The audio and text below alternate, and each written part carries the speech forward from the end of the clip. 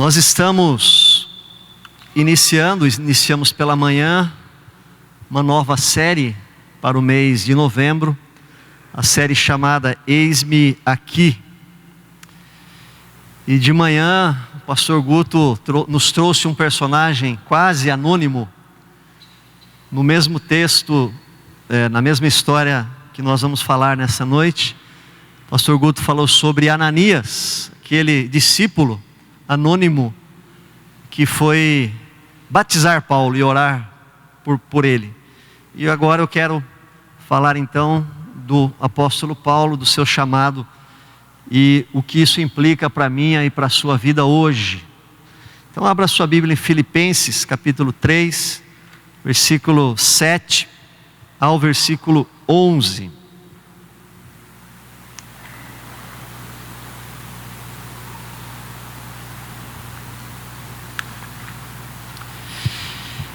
Diz assim: mas o que para mim era lucro, isto considerei perda por causa de Cristo. Sim, deveras considero tudo como perda por causa da sublimidade do conhecimento de Cristo Jesus, meu Senhor, por amor do qual eu perdi todas as coisas e as considero como refúgio para ganhar a Cristo e ser achado nele, não tendo justiça própria que procede de lei, senão a que é mediante a fé em Cristo, a justiça que procede de Deus, baseada na fé, para o conhecer e o poder da sua ressurreição e a comunhão dos seus sofrimentos, conformando-me com ele na sua morte, para, de algum modo, alcançar a ressurreição dentre os mortos. Numa situação, vamos tentar imaginar uma situação aqui de perigo. Digamos que deu uma enchente aqui na cidade de Sorocaba e o seu filho ou uma das minhas filhas caiu no rio Sorocaba. Rio Sorocaba está aquele espelho, né, formando quase que uma avenida com a Avenida Dom Aguirre, formando na mesma altura ali, e o seu filho por algum motivo caiu. O que você faria? O que você faria? Eu não tenho dúvidas que o instinto que Deus coloca em mim, coloca em nós, de pai, me faria mergulhar na correnteza e tentar salvar a minha filha. O que você faria pelo teu pai? O que você faria pela tua mãe? O que você faria por alguém que você gosta muito e que estivesse correndo perigo? Com certeza, posso dizer aqui que praticamente todos nós faríamos alguma coisa, com exceção daquelas pessoas que travam, né? Ficam travadas na hora do perigo, ficam imobilizadas pelo choque, mas quem não fica, certamente se atira e faz alguma coisa, responde àquela situação de perigo, de adrenalina. Agora, queridos, ao olhar para Deus, olhe para Deus, olhe para o que Deus tem feito por você.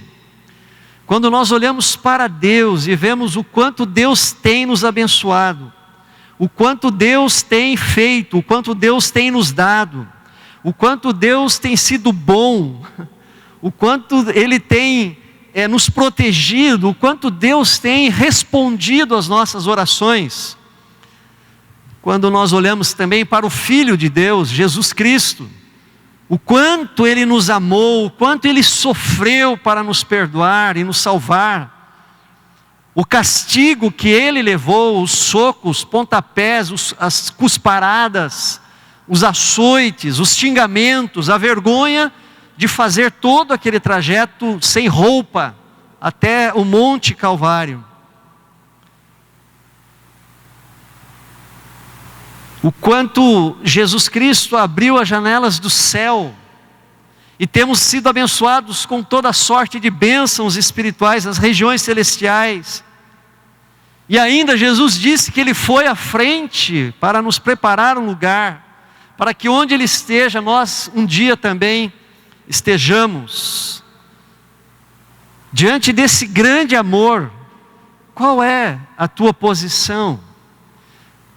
A minha posição, o meu sentimento é como salmista, no Salmo 116, versículo 12: que darei ao Senhor por todos os benefícios que tens feito para comigo, que tem feito para mim? Ou aquele sentimento do próprio apóstolo Paulo, ele diz assim: o amor de Cristo nos constrange. O amor de Cristo, ele é tão maravilhoso, tão sublime, tão sobrenatural, que ele nos constrange, ele nos faz corar de vergonha, ele nos faz nos sentir assim, persuadidos, convencidos de que de alguma maneira eu preciso também retribuir esse amor de Cristo. Eis-me aqui é uma série que pretende responder a esse chamado de Jesus Cristo. Esse chamado baseado na gratidão, baseado no reconhecimento de que tudo o que nós somos, tudo o que nós temos e tudo o que nós fazemos vem do Pai Celestial, do Pai das luzes, vem pela sua bondosa mão. Então eu te convoco nesta noite, abra o seu coração. De manhã já iniciamos sendo desafiados, e nesta noite abra o seu coração, responda positivamente o chamado de Jesus para a sua vida. E para tomar exemplo para nós nessa noite, nós escolhemos mais um personagem da Bíblia, e hoje o apóstolo Paulo. Vocês conhecem a história de Paulo, o apóstolo. Diz no capítulo 9 de Atos que ainda ele respirava ameaças contra a igreja. Estevão, o diácono, morreu aos seus pés, apedrejado. Foi o primeiro mártir da era cristã. E Paulo havia pedido cartas ao superior da sinagoga, para que ele pudesse prender aqueles que eram do caminho de Jesus, tanto homens quanto mulheres. E de posse desse documento que o autorizava a fazer isso, ele tomou o rumo da cidade de Damasco. Só que o cão de caça do céu estava já predestinado para aquele dia, que ele seria vítima, Paulo seria vítima do amor desse Deus maravilhoso que nos encontra, que vai atrás de nós e nos caça. Então, no caminho de Damasco, Paulo vê uma grande luz, uma poderosa luz, que não existia aqui no mundo terreno, que o faz cegar. Ele cai por terra e ele ouve uma voz: Saulo, Saulo, por que me persegues? E ele responde: quem és tu, Senhor? E a resposta foi: eu sou Jesus a quem tu persegues. E aí, queridos, neste encontro com Jesus, Paulo muda completamente de lado. Ele passa de perseguidor a ser perseguido. Ele passa de opositor a ser um trabalhador fervoroso pela causa do Senhor. Ele diz assim nesse texto: mas o que para mim era lucro, isto considerei como perda por causa de Cristo. Queridos, o chamado de Jesus para você, o chamado de Jesus para mim, tem tudo a ver com uma revisão de vida. Este é o principal caráter do chamado de Cristo. De Gênesis a Apocalipse, Deus quer o nosso coração. Em todas as escrituras, Deus está chamando o homem e a mulher para si. Porque Jesus, porque Deus, porque o Espírito criou você com este propósito de viver para Ele. Foi falado hoje pela manhã isso. Então nós precisamos olhar para dentro de nós e verificar o que ou para quem nós temos dado o nosso coração.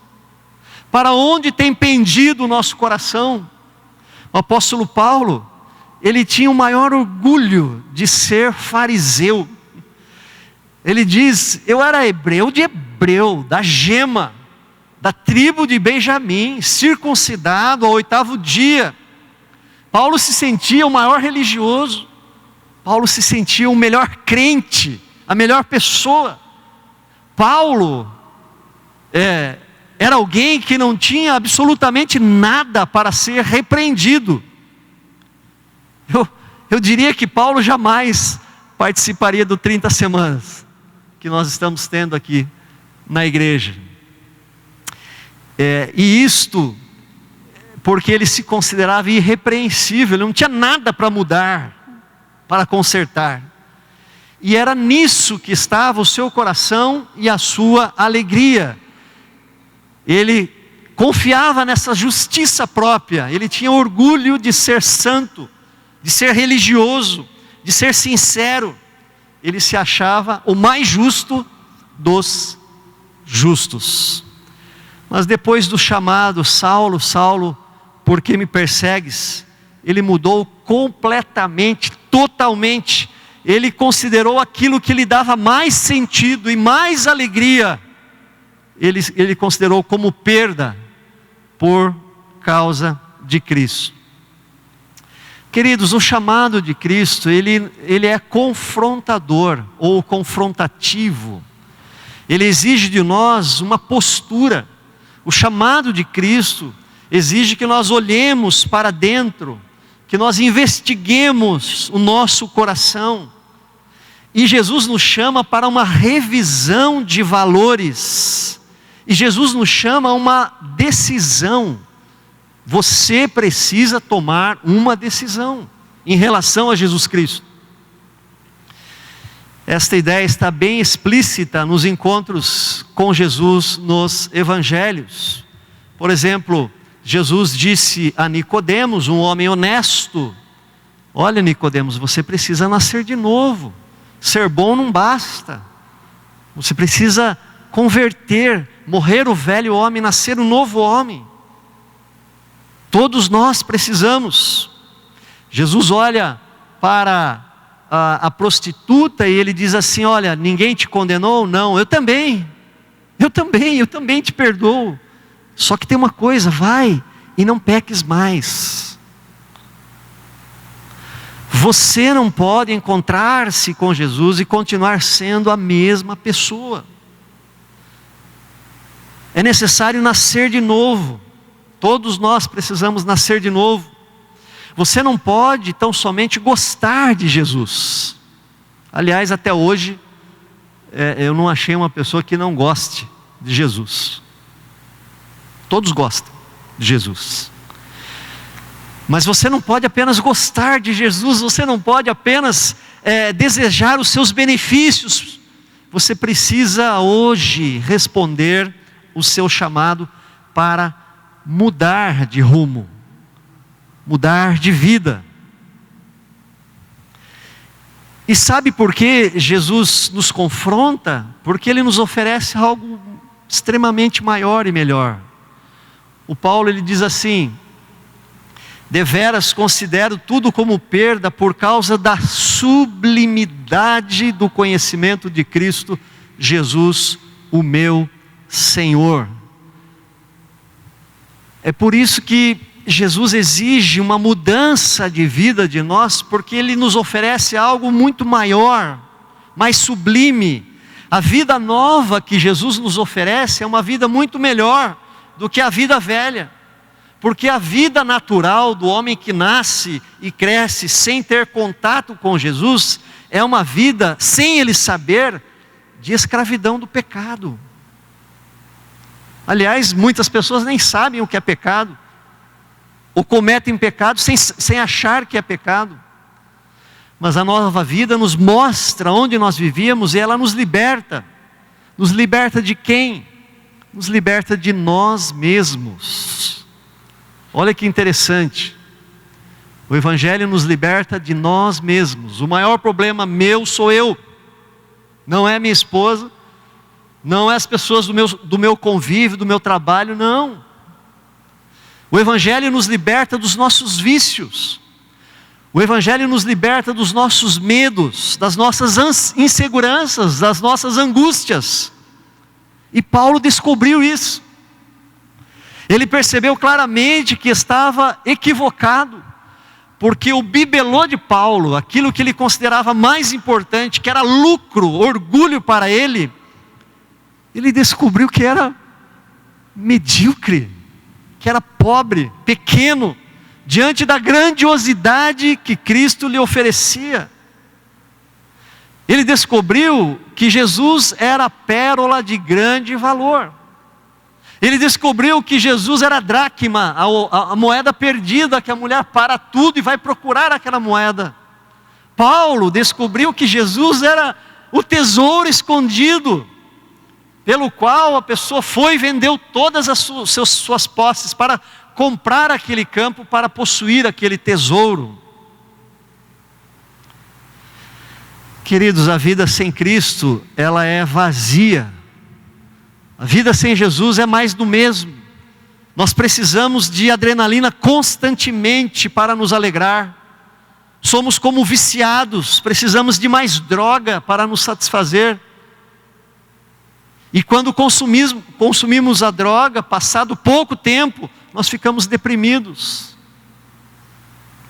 Cristo é muito mais sublime. Cristo é mais superior. Cristo é mais alto que a religião, como Paulo descobriu, porque o ponto alto de Paulo era a sua religiosidade. Cristo é muito mais superior do que o dinheiro e do que as posses, como o sábio de Eclesiastes descobriu, como o salmista descobriu, e ele escreve: mais alegria puseste no meu coração do que no coração deles, quando lhes há fartura de vinho e de cereais. Eu sou mais tranquilo e mais feliz do que o meu vizinho que é rico, porque a riqueza que eu tenho não é material, onde a traça é a ferrugem corrói, onde o caixão não leva. É uma riqueza espiritual. Cristo é mais sublime do que a erudição, do que o conhecimento, do que a intelectualidade, como Agostinho descobriu.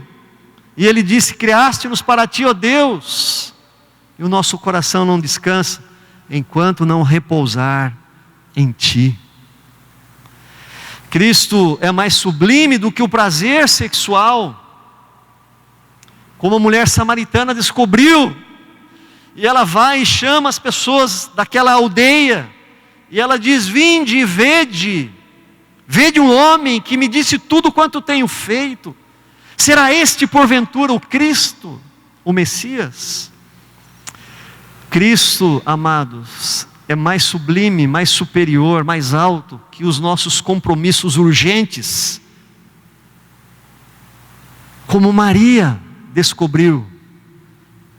Enquanto Marta estava lá, preocupada com seus compromissos urgentes, Maria estava aos pés de Jesus. Sabe por quê?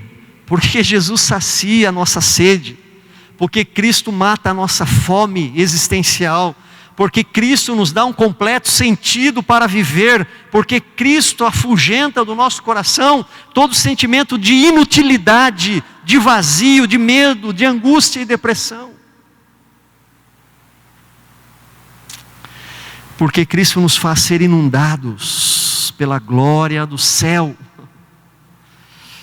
pela presença marcante do Espírito de Deus, esta água viva a jorrar em nosso interior, em nosso coração.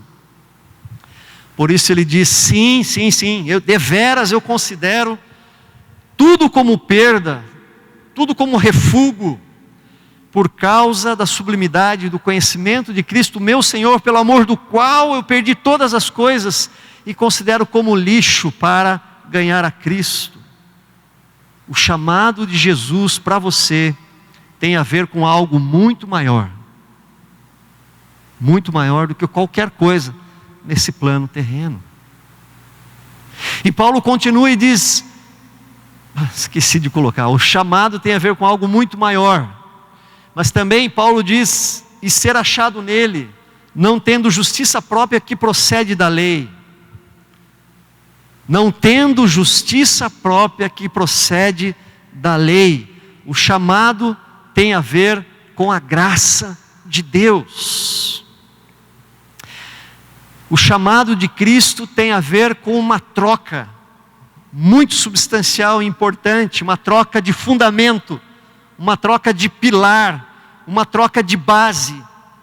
Cristo nos chama você nesta noite, para você confiar não naquilo que você faz, mas naquilo que Ele fez. O chamado de Cristo tem a ver com a graça de Deus, não com a religião. Tem a ver com o Evangelho e não com a religião. Eu vou explicar melhor. Paulo diz: eu quero ser achado nele, não tendo justiça própria. Isso quer dizer que Paulo abandonou toda e qualquer possibilidade de ser justificado, salvo, pela sua própria justiça, pelas suas obras de bondade. Paulo está deixando claro, aliás, muito claro nesse contexto de Filipenses 3, que as boas obras, que a religião, a sua religiosidade, não o salvaria, não serviria para justificá-lo perante Deus. Paulo está dizendo que esse perdão que nós recebemos de Deus, nós recebemos tão somente pela fé no Cristo, no Messias, naquilo que Ele fez na cruz, lá no Monte Calvário. Por quê? Porque lá Ele pagou, lá Ele perdoou, lá Ele levou o castigo sobre Ele, o nosso castigo sobre Ele. Deixa eu te dizer uma coisa: cada vez que eu ou que você pensa que merece a vida eterna pelo que faz ou pelo que fazemos, nós estamos dando um soco, como se fosse um soco no rosto de Cristo.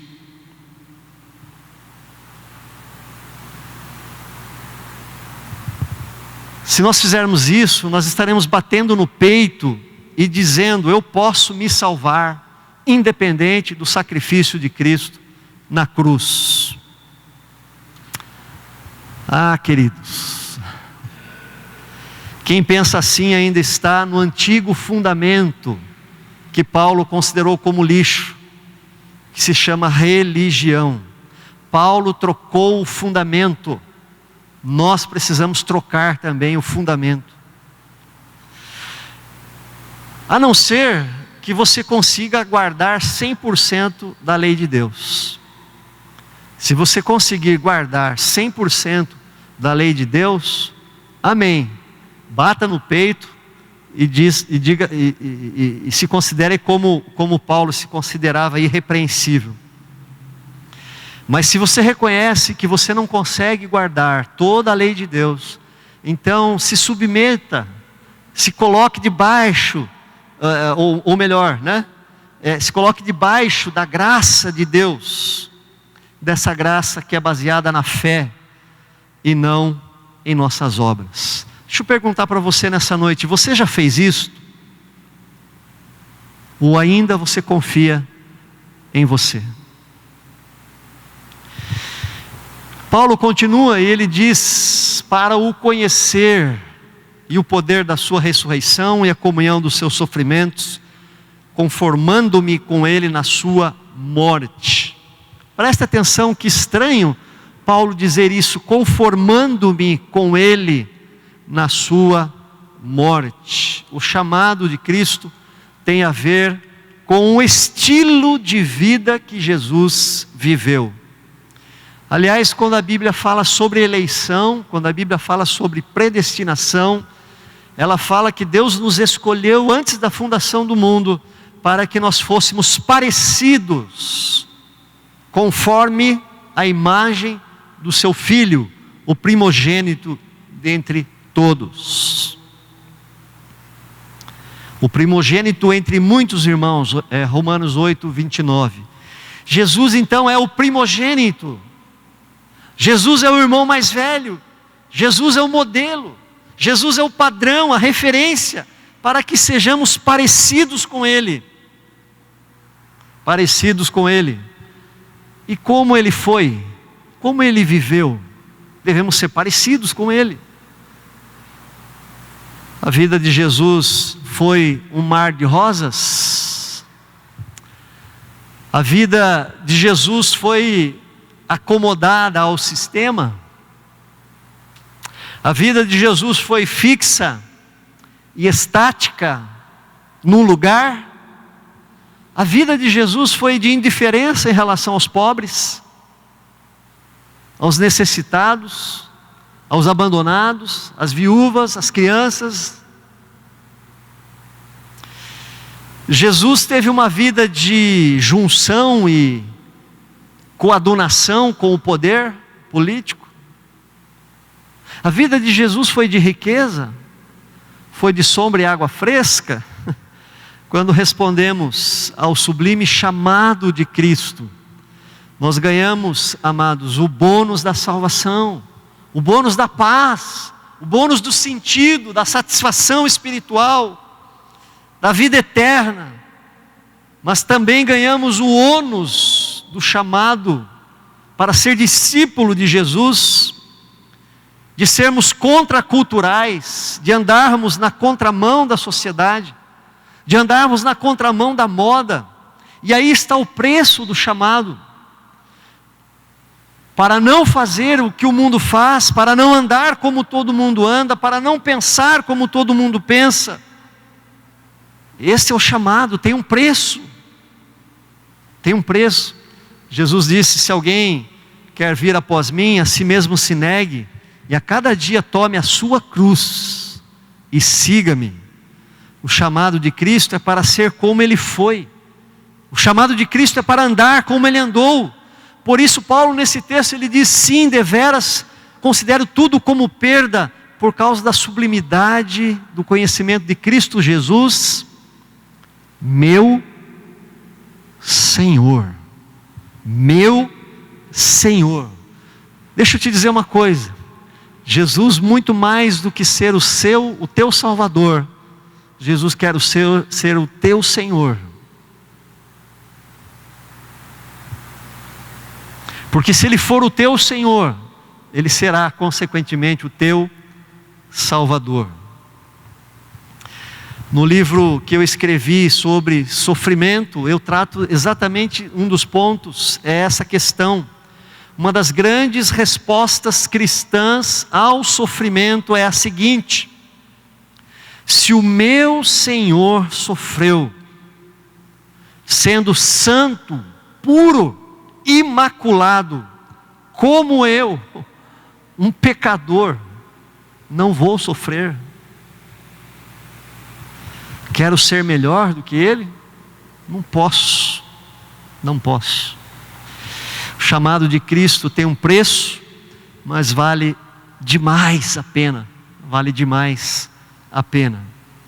Paulo fecha essa parte, pelo menos naquilo que estamos tratando nesta noite. Ele diz assim: para de algum modo alcançar a ressurreição dentre os mortos. O chamado de Cristo não tem apenas um preço, tem uma maravilha, tem uma grande recompensa, que é a ressurreição. Eu não sei se você já fez este exercício, mas muito raramente eu já fiz na minha vida, porque ele passa como um milésimo de segundo na minha mente. Mas você conseguiu se imaginar no céu por um milésimo de segundo? De alguma maneira você se viu lá por uma fração de segundo? Ah, queridos, a coisa mais linda que acontecerá em nossas vidas, você pode ter certeza absoluta disso. Você vai passar por uma experiência que aqui na terra você nunca passou e nunca passará. Você vai ouvir as mais sublimes e doces palavras de toda a sua existência. Você vai ouvir Jesus dizendo para você: vinde, vinde, bendito de meu Pai, bendita do meu Pai. Tomai posse do reino que vos está preparado antes da fundação do mundo. Meu querido, fale sério. Por melhor que seja a sua vida aqui nessa terra, tem alguns dias que você quer sumir, não tem? Tem. Por mais que a nossa vida seja boa aqui, nós teremos dias de chuva. Como aquela música, não sei se é da década de 80 ou de 90. Ah, se o meu corpo virasse sol, minha mente virasse sol, mas só chove e chove. Quantos dias, às vezes, que se reprisam problemas e mais problemas, às vezes semanas após semanas, às vezes anos após anos, doença após doença, morte após morte, crise após crise. E às vezes, queridos, nós nos pegamos falando como salmista: Deus, onde estás? Até quando ocultará o teu rosto de mim? Até quando retardarás em me socorrer? Queridos, por melhor que seja, a nossa vida terrena não é completa. Sabe por quê? Porque a nossa pátria não é aqui. Nós somos peregrinos. O céu não é aqui. Não podemos nos iludir. Aqui, por melhor que seja, o tempo nos consumirá. As forças diminuirão. O corpo murchará. E a morte chegará. E a morte destrói todos os sonhos humanos e terrenos. Mas nós temos uma boa notícia: a morte será derrotada. A morte, no dizer do apóstolo Paulo, será engolida. Aleluia. Nós receberemos um novo corpo incorruptível, que não envelhece, que não muito menos adoece. O apóstolo Paulo tinha essa consciência de que o que lhe restava nesta vida aqui eram cadeias e perseguições. Ainda bem que não estamos na pele dele. Mas o que lhe dava esperança era o fato de que, ao mesmo tempo que ele estava disposto e já estava participando dos sofrimentos de Cristo, ele participaria também da sua glória. Sofreria com Cristo, mas também reinaria com Cristo. Por isso ele tinha isto como objetivo final. E ele diz: de algum modo alcançar a ressurreição. Quero concluir. Como você responderá ao chamado de Cristo? Ou tem respondido ao chamado de Cristo para fazer uma revisão de sua vida? Nessa noite você pode responder: eis-me aqui, Senhor Jesus. Mude o que precisa ser mudado em minha vida. Como você responderá ao chamado de Cristo para algo mais sublime e eterno? Você pode responder: eis-me aqui, Senhor. Eu renuncio tudo aquilo que eu tenho considerado como lucro, como importante, como prioridade, como motivo de orgulho, para ganhar a Ti.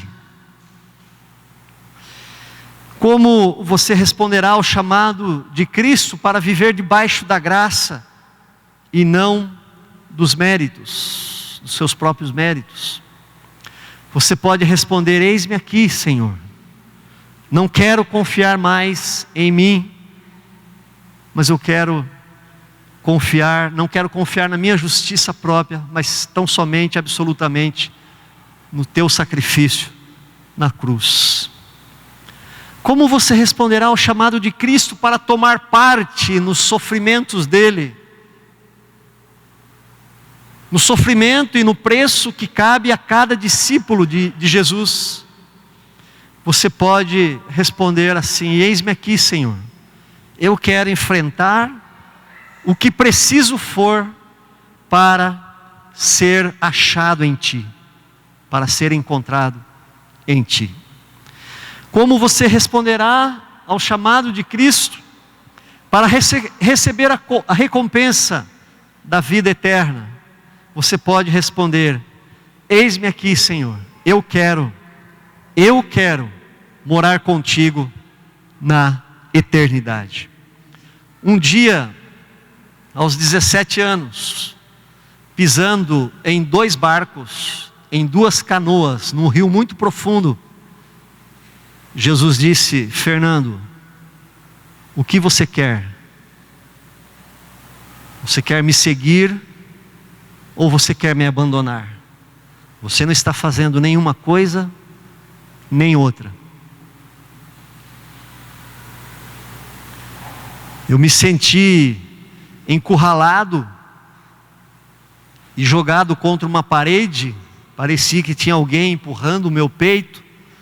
E eu sabia que era Jesus, e eu respondi: Senhor, para onde irei, se Tu tens palavras de vida eterna? O que seria de mim sem responder para Jesus: eis-me aqui, Senhor? Aquele momento, amados, eu tirei o pé da canoa chamada mundo, porque eu estava com um pé na igreja e um pé no mundo. Ali foi o meu chamado para a salvação. Eu respondi: eis-me aqui, Senhor. Você pode responder isso nessa noite. Desça do muro, Jesus está te chamando. Que Deus te abençoe. Que nessa noite você se sinta abraçado por Jesus, porque Ele te ama e Ele tem o melhor para você. Na cruz do Calvário Ele morreu de braços abertos, dizendo: está consumado. Eu paguei a tua vida, a tua dívida, pode vir. Venha do jeito que você está. Eu vou transformar a sua vida. Que Jesus te abençoe. Amém.